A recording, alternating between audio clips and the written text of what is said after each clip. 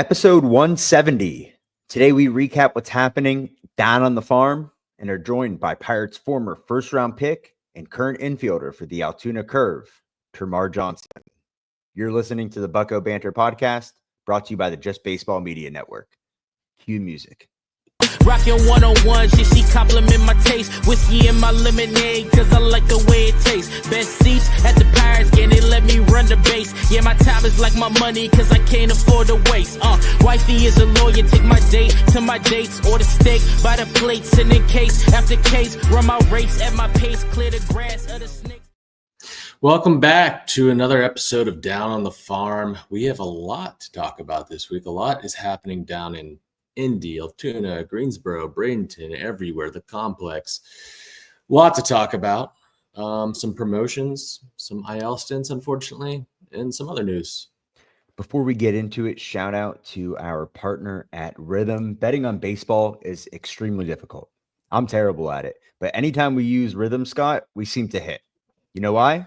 Because it's data-backed, no spreadsheets, very simple, easy-to-use platform where you can get all of your money lines, run lines, props, etc., whatever you need. Rhythm has it to make betting simple. And right now, if you're betting on baseball, you could use Power Trends.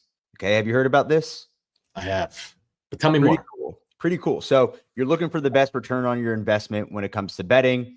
What's more statistically going to hit?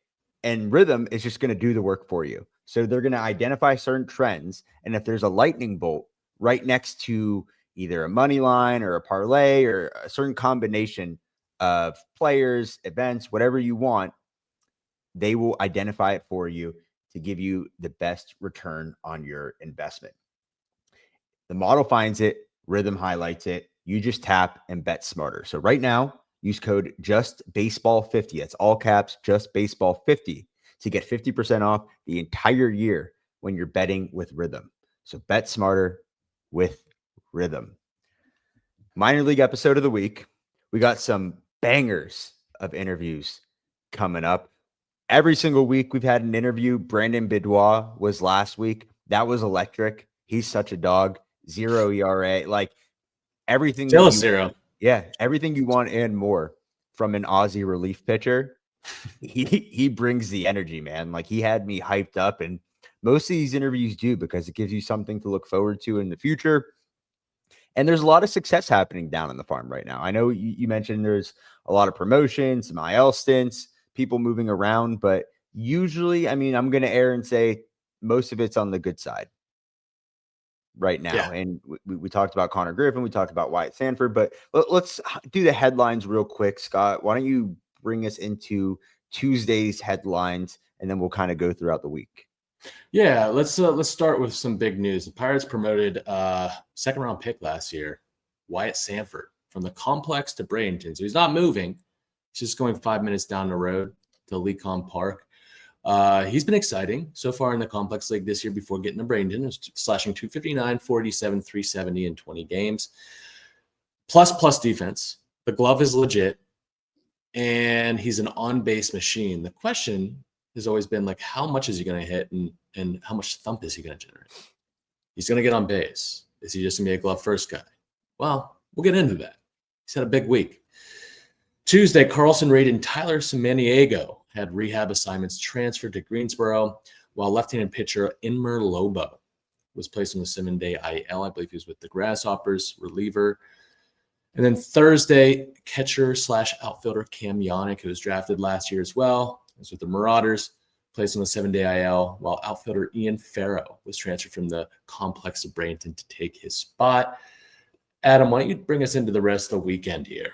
Yeah, we had J.C. Flowers and Phineas Del Bonta Smith to AAA Indy, and Bo Burrows from Greensboro to Altoona. And as of Saturday, outfielder Edward Florentino has had an OPS over 1,000 and batting .323 with 5 home runs. This is a guy that you've been high on since baseball season started. And even going into it, this is your guy that you wanted to highlight.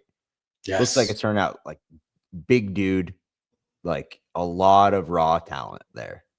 Yeah. A lot of raw talent. I think I really want to mention, after, doing this for the first 2 months and going through these game recaps, these updates on certain prospects, the lower levels from Greensboro to the complex, much different offensively. There's a lot to dream on there, and there's a lot of upside that I'm excited about. I just wonder like what happened on the top levels there, man, because it just seems like they've maybe developed better. I know that some of these guys are further off in the recent years, but at the beginning of the regime, it just wasn't working out at all. Yeah, most of it died out, whether it came to AA or AAA.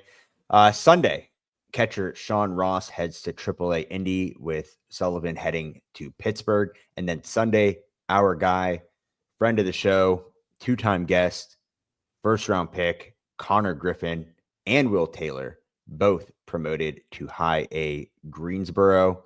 Both of these guys, we talk about speed, power potential, defensive highlight reels. They can provide it all.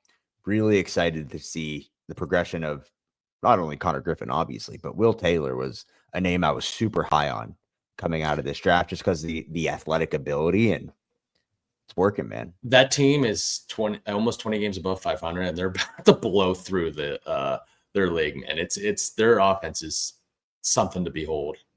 Yeah, I mean, you heard Brandon Bidwell talk about it last week. They could go down 7 runs, and they are not worried about it at all because they know they're going to explode at any second, and they just got a ton of reinforcements. And then last but not least, Sammy Siani is starting his rehab assignment in the complex today. So that brings us up to speed on the headlines. Let's get into the game recaps here. I'll get us kicked off with the Indianapolis Indians. They were at the Memphis Redbirds, the AAA affiliate for the St. Louis Cardinals. Right now, Indianapolis sits at 34-27. Some names to note here at the beginning of the recap. Billy Cook, 10 for 19, 4 runs, 2 doubles, 2 RBIs, 1 strikeout, 5 walks, and 3 stolen bases. And then Nick York, 6 for 22, 3 runs, 2 doubles, 3 RBIs with a walk and 4 strikeouts. Tuesday, Thomas Harrington went 6, 3 hits, 3 earned, 3 walks, 5 Ks, gave up a home run. Dauri Moreta, who's getting close per Ben Charrington, 1 inning, no hits, 1 walk, 1 K. His ERA is at 2.79. Wednesday, Carmen Mlodzinski, the starter, Carmen Mlodzinski, 5 innings, 4 hits, 2 earned, 2 walks, 1 K. His ERA in AAA is at a 1.15. Nick York, 2 for 5, 2 RBIs. As of Wednesday, he was hitting 271. Thursday, Bubba Chandler went 2 innings, 4 hits, 3 earned, 1 walk, 1 K. Moreta, blown save, didn't complete the inning, 2 hits, 2 earned, 1 walk.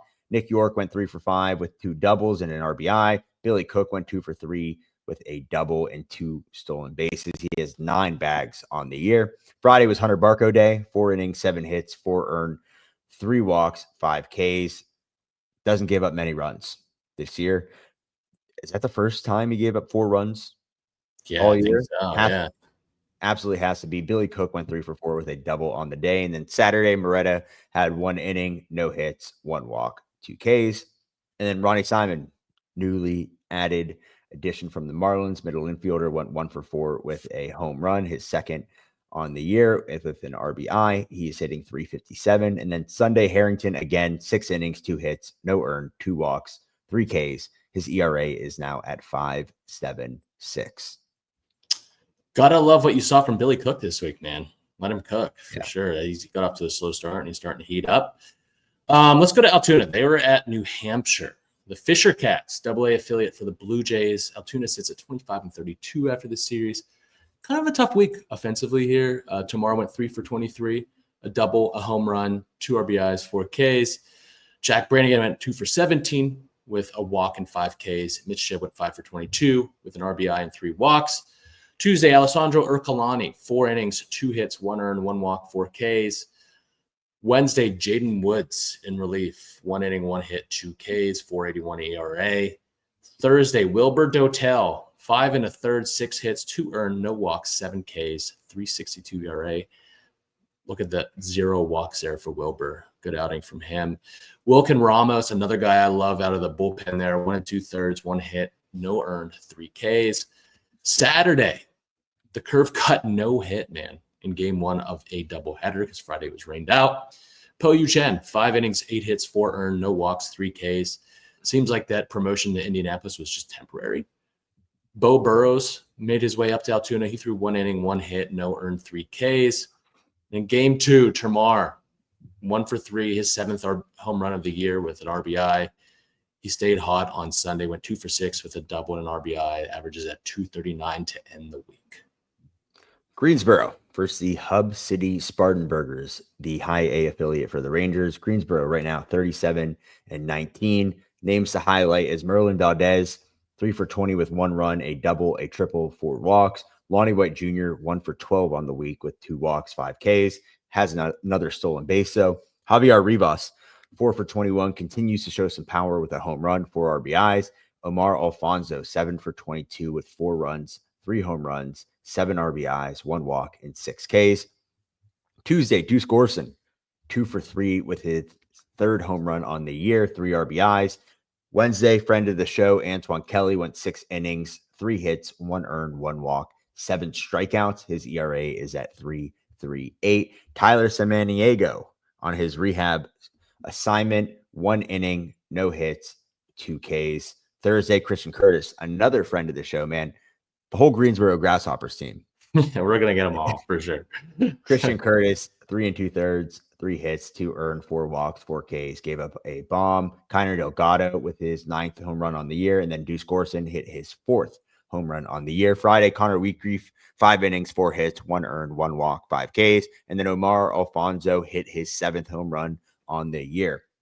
Saturday, Carlson Reed, first Greensboro start, 3 1/3, 2 hits, 2 earned, 3 walks with 2 strikeouts. And then Omar Alfonso again with his 8th home run on the year. Sunday, Javier Rivas continues to flash the power potential with his 10th home run and 3 RBIs. Alfonso, 3rd straight home run with his 9th on the year and 1 RBI. That'll bring us to Bradenton. Bradenton, man, they went sicko mode this week. I was going through the box scores. I was like, Jesus, I mean, have some mercy on the Clearwater Threshers in Clearwater. Low A affiliate for the Phillies. They sit at 27-30 after the series. But Connor Griffin, last week in Bradenton, 13 for 23. I'm no mathematician, but that's over 500. 8 runs, scored a double, a home run, 7 RBIs, 2 walks, 4 Ks, and a stolen base. He sits at 338 after this week. Wyatt Sanford, newly added infielder, 8 for 22, 8 runs, 3 homers, 10 RBIs, 3 stolen bases. Yordani De Los Santos, 7 for 25, 3 doubles, 2 RBIs, and 2 stolen bases. He's at 234. Axiel Plaz, 5 for 18, 2 doubles, a home run, 3 RBIs, 275. Still showing a lot of pop there. Axiel Plaz. Tuesday, the debut of Wyatt Sanford, 1 for 4. Hit a home run in his first at bat, 3 RBIs. He played second base and hit second while Griffin played shortstop and led off. A lot of speed at the top of that lineup, as there has been anyway through the first 2 months in Bradenton. De Los Santos went 2 for 5 with a double, an RBI, and 2 stolen bases. He's got 14 on the year. Thursday, doubleheader. Wednesday was rained out. David Matoma, 2 innings, 2 hits, no earned, 1 K. Got that ERA below 4. Axiel Plaz, 2 for 3 with a double. His 9th home run of the year, 3 RBIs. Griffin and Sanford each go 3 for 5 at the plate. I don't think Griffin had a 1-hit game this week, to be honest with you. Thursday, game 2, Griffin went 2 for 3 with an RBI. He was 8 for 13 to start the series. I mean, just ridiculous. I'm pretty sure in the doubleheader, him and Wyatt Sanford combined for like 10 plus hits, but who's counting? Friday, Braylon Bishop, 3 for 6 with a double, 3 RBIs, 2 stolen bases. He's got 14 on the year. Saturday, Connor Griffin went 3 for 5 with an inside the park home run, his 9th on the year, 3 RBIs, and his 26th stolen base. Wyatt Sanford went 3 for 5 with 2 home runs, 5 RBIs, and his 3rd stolen base this week. David Matoma on Sunday went 1 2/3, 3 hits, 1 earned, 1 K. Will Taylor to cap off the week, 3 for 5 with a double, 2 homers. He's at 4 on the season and 7 RBIs. He finishes at 333 in Bradenton, but what an exciting week from the Bradenton Bats. I mean, yeah, that's crazy. And it's going to tumble over into our players of the week here. I was actually laughing out loud when I was looking at Connor Griffin's stat line every game. I was like, come on. Yeah, I mean, that promotion is well deserved. But we got 2 minor league players of the week because we simply cannot highlight both of these guys. Can't leave one behind. We're going to start off with Connor Griffin. Obviously, he hit 565, 13 for 23 with a bomb, 7 RBIs, and a stolen base. And then Wyatt Sanford. You want to give us those stats, Scott? Yeah, Wyatt Sanford, 8 for 22, 364 batting average on the week, 3 homers, 10 RBIs, 3 stolen bases. I thought both of them deserved to be players of the week. You could have also gone with like Omar Alfonso, with 3 straight home runs. Billy Cook had a hot week. But I'll tell you what, man, these 2 are very big pieces to this organization. And this week was really exciting to see them play together, too. Absolutely. Really, really pumped about what's happening down on the farm. Why don't we take a quick break right here? And then we will be back with Pirates' former first-round pick and current infielder for the Altoona Curve, Termarr Johnson.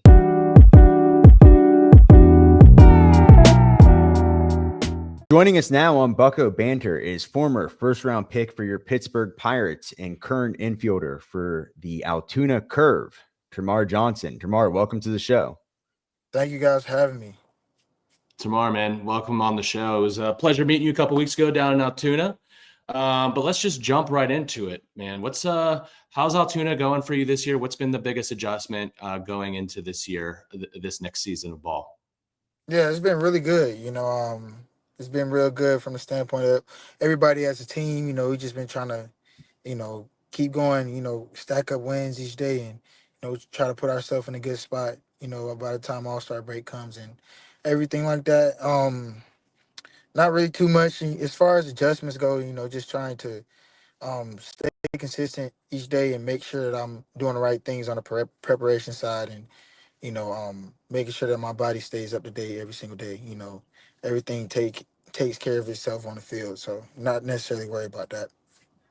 Termarr, I've heard you talk about like establishing a winning culture and like doing everything you can to win. And obviously, like you have that leadership mentality, but how important is that even at the AA level and as you make your way to the show, making sure that we have that type of winning culture?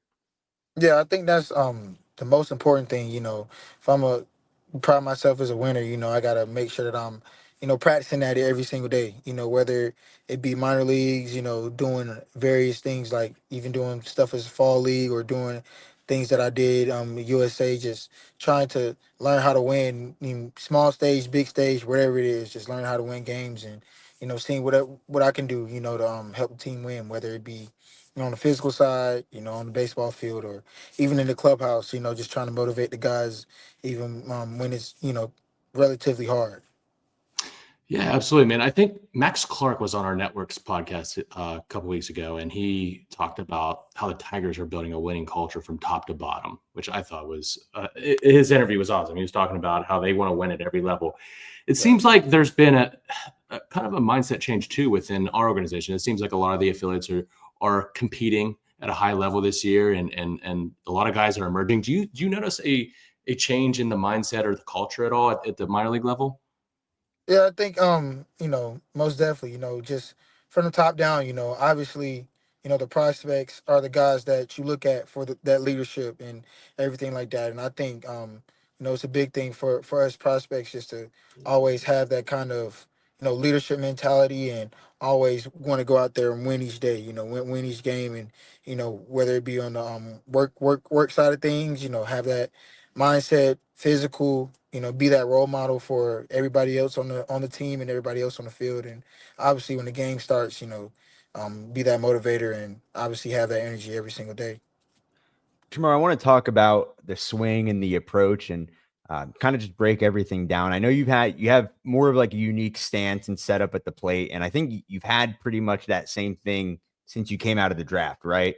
Like more of a high leg kick, like keep that back leg like straight, stable, like the elbows high. Like where did you develop all of those mechanics at? And have you had to make any adjustments in your swing, whether that be like a mental approach or like a small mechanical tweak as you keep going from level to level? Yeah, obviously that's been something that I've always done. If you can look back from high school swings on YouTube, Right. it's always been the same exact thing, or variation of it. So, just that's just something I've always been comfortable with. And I always say you got to be comfortable up there when you're hitting. You always got to have something that you're comfortable with that you can do repeatedly. So, really honing in on that, and obviously, going into each level, it's something different. High A, obviously dealing with a lot more off speed pitches than you were in low A, or double A. You dealing with a lot more mix, and guys being able to throw it around the zone and everything like that. So just making sure that I have a good approach every single day. Understand what I'm trying to do every single at bat, and not necessarily worrying about where the ball goes, just trying to hit the ball hard. And obviously, this year my numbers have been really good. With hitting the ball hard, and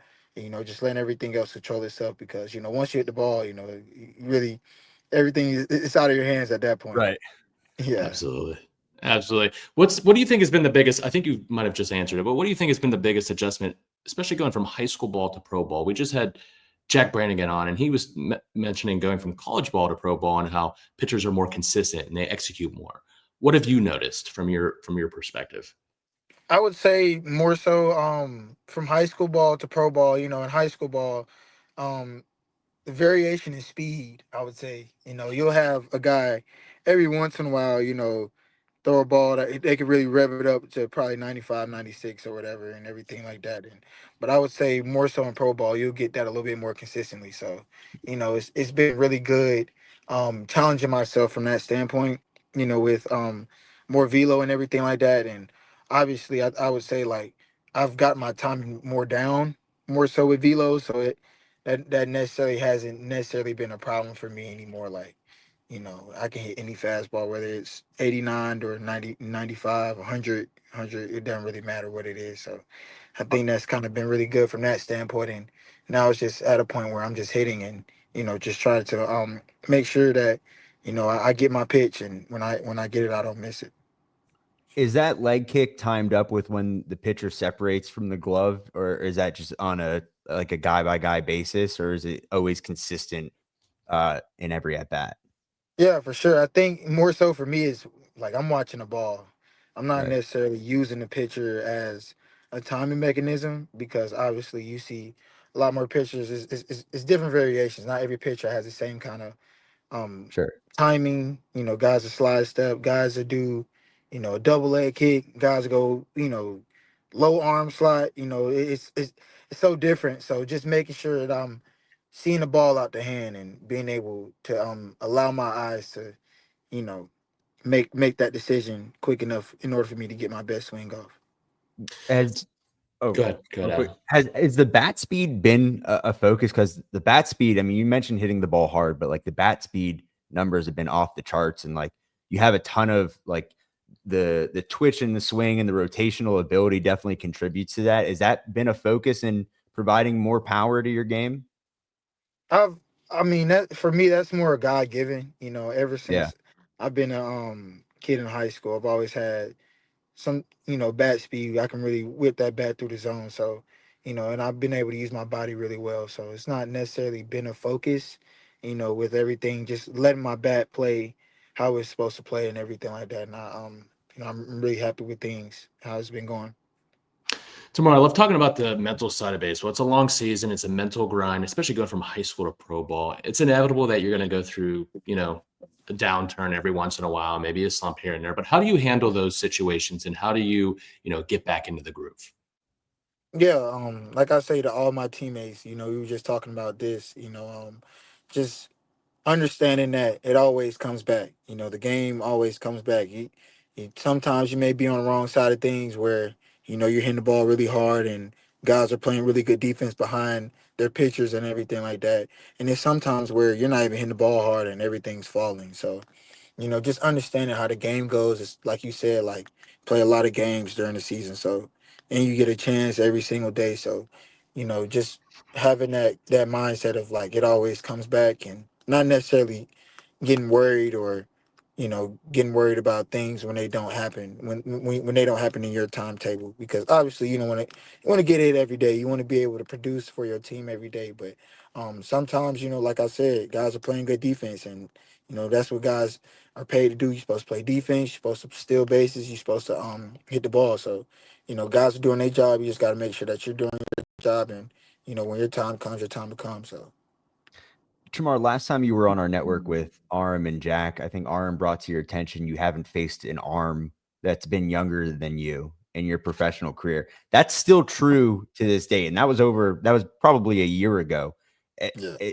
Like you're used to punching up, right? Like playing up a level. So like, has that ever come to your attention, or like, do you still realize like, hey, I'm 20 years old, like I'm in double A, like I still have a ton of room to grow, but I still belong?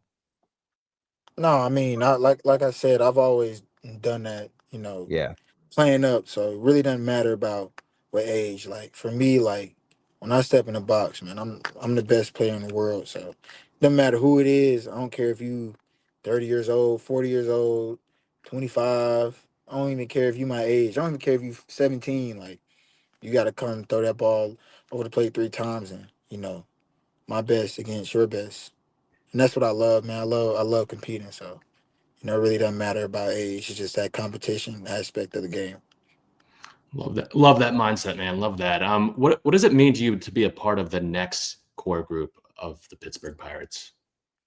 Yeah, it's very exciting. I think the guys who are currently up there are doing the best they can and doing a really good job of what they're doing in their development and both on the field. So just trying to continue to do that, and my time will be coming pretty soon here. So making sure when my time comes, I'm able to add and build on what we already have that is really really good in the organization. So I'm very excited for what's to come in Pittsburgh, and I'm kind of anxious too because we got to make sure that it happens pretty soon here. Everything is going to be really good when it does happen for sure. Absolutely. I got one more question just about the offensive side of things. One thing that you've been known for is the advanced feel at the plate and the approach and understanding the strike zone at an advanced level. When that comes with your approach, you just talked about getting into the box and like you're the best in the world. Is part of that approach just, hey, I'm going to get my pitch to hit. And once I get that pitch, I'm going to do damage? Or is there a larger approach that you follow? It's playing baseball, man. Like obviously it's so many different variations in the game. Um like I said, like in the game you may have it's situations that happen. You're playing off of situations.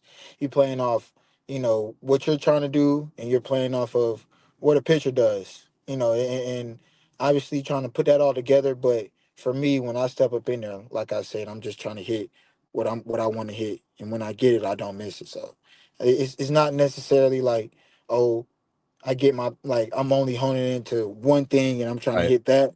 It's more of like, okay, we look at, I may come up first and second, no outs, and in order to, do something for the team, I have to be able to hit a ball, whether it be in the gap, pull side. I mean, try to find a hole, whether it be for extra bases, so we can, kind of swap places with whoever's at second and everything like that. Or it may be a situation where I gotta get an inning started, or anything like that. So it's necessarily just trying to get on base, and it's definitely being adjustable to whatever situation is happening, whatever's going on in the game, and just understanding each situation every single day. Tamar, before we let you go, we always ask this as the final question. Has there been a teammate, position player, or pitcher that has wowed you this year in Altoona? A pitcher, position player, man, Barco was lights out when he was down Yeah. here, and he Yeah. he he did a really good job, man. His preparation was top tier. When he went out there, you knew he was going to give everything that he got, and I'm very proud of what he's done so far this year, and I can't wait. I can't wait to see how he continues his development and everything like that. He looked unhittable up there, and playing defense behind him, I was just itching to make a play for him because I knew how important it was to him and how important it was to the team. And like I said, man, he gave it all he got. That's what you ask for out of a team guy and out of a pitcher. So Absolutely. Well, Termarr, we appreciate you coming on, man. We're excited to see you in Pittsburgh soon. I think Pittsburgh's going to love you. You're gritty, you're hardworking. They're going to love you. But hey, until then, don't be shy around Altoona Pizza. Give it a try. You guys are really pushing that out to the people. Oh my goodness. I mean, we didn't even try it, so I don't know why he's pushing. Yeah, that's crazy. I gotta see you guys try it first before we. No. That ain't happening, man. That's not happening. No, All right, Termarr. Hey, we appreciate Thank you, you, man, guys. and we'll talk to you soon. All right. All right, you guys have a good one. Best seats at the Pirates game, they let me run the base. Yeah, my time is like my money, cause I can't afford to waste. Wifey is a lawyer, take my date to my dates or the steak by the plates and it